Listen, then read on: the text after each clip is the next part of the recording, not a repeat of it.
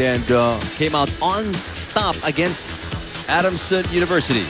You know, it was a mixture of the first and the second set. It was a hard-fought set, but Adamson having a sort of a leeway in the mid portion of that set. Pero ayun na naman ang NU. Patiently getting the points, eating the points away, and finally getting it, winning the third set against the Lady Falcons. So, kanina sa first set, ginawa nila yan, pero in what a manner, 10-point deficit. Pero sa second set, it was a close fight. Adamson won it. Ito, parang halo nung dalawa, no? 4-point lead for the Lady Falcons already in the mid-portion, 14-18. And then, etong NU, paunti-unti, no? And, Shipped away. Yep. And look at the attack points, and you're having even one more against Adamson. Nahirapan na Adamson towards the end because they were exclusively again going to Pineda. Napapagod rin talaga siya. And block point, well, we have one more for NU. At ang NU having two service aces na wala naman dito sa side ng Lady Falcons. Yung errors both high, but yun lang. That's why it sort of balance each other. So, pareho lang. So, yung NU still, yung mga errors nila nandun pa rin, still present. Now, for those of you who just opened your TV sets, magandang hapon po. Eric Tipan kasama si Mozy Ravena. And just to stress the importance of this matchup, para sa NU, it's to stay alive. Matalo sila dito. Wala nang pag-asa to make it to the Final Four. Adamson, on the other hand, a shoe-in in the Final Four, pero they want that twice to beat advantage by the number 2 team Ateneo right now, which is their difference is maliit lang, ano, in terms of win-loss. So pag tinignan mo, parang siyempre mas importante sa NU to stay on. But if you're looking like ang Adamson, having that chance to have that twice to beat advantage, ganun din yung level no, ng importance. So that's why we are in the fourth set. That's why ganito kahigpit yung laban. Half a game ang diferensya ng Ateneo. And Adamson, just an FYI. 2-love Adamson in set number 4. And of course, yun na nga, again, you're thinking na Adamson, if they win this one, it's sort of percentage-wise, and another win against UP would really seal it for them. Ang Ateneo naman, on the other hand, may UST game pa sila. On Sunday, that's the final game of the elimination round. Adamson, their backs are against the wall here. They must-win set. Otherwise, they will go down to NU as they are down 1-2. Let's listen to Apple David. Eric and Mozy inspired their win last game. Pao Soriano shared to me her disappointment in her performance against FEU. According to her, she wasn't able to get her rhythm immediately at sabi pa niya, hindi talaga ako satisfied sa laro ko kasi alam ko mas may kaya pa akong gawin. However, Coach Sherman told her, di lang naman sa puntos pwede makakontribute. Yung leadership, support, and presence pa lang ni Pao malaking bagay na kaya kailangan niya iparamdam yon.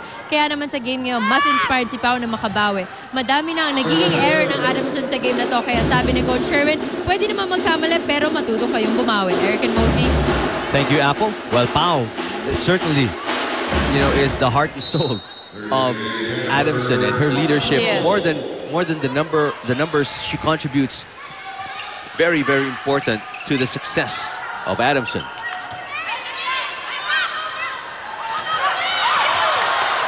Still playable. Pao, this time. Pao Soriano sends it long.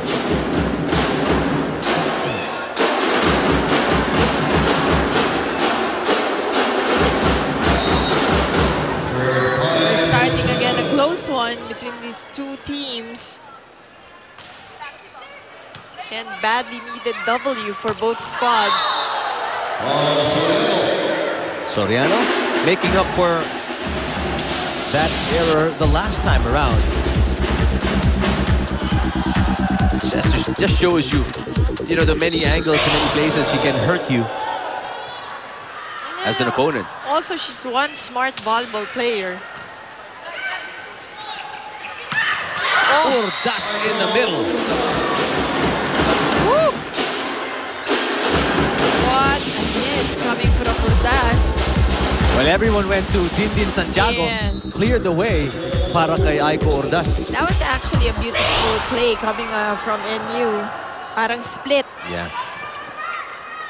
Zapanta. That's into the net. 4 touches against Adamson. 5-all. Set number 4.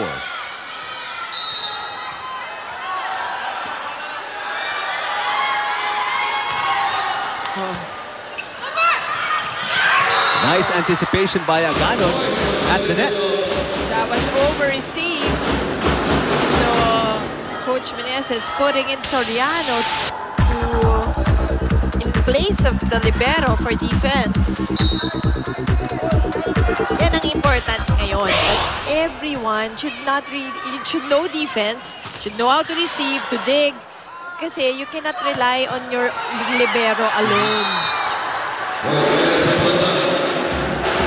Great distribution by Pacatuno from side to side. Zapanta getting the point after Cortel was blocked on the other side. 6-all, set number 4.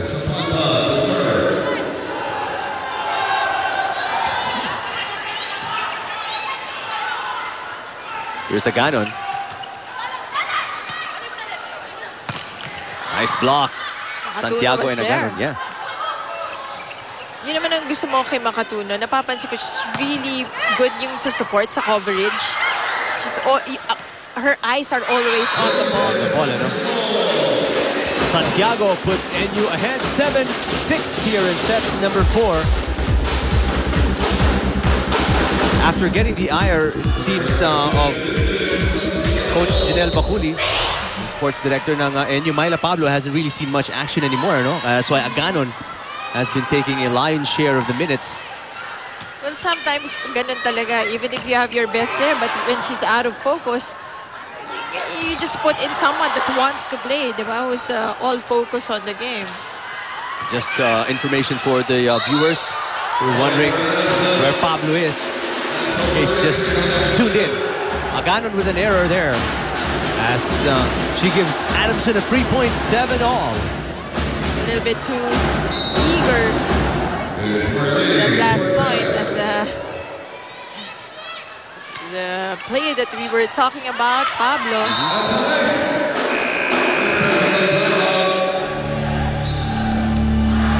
Adamson, 8-7, set number 4.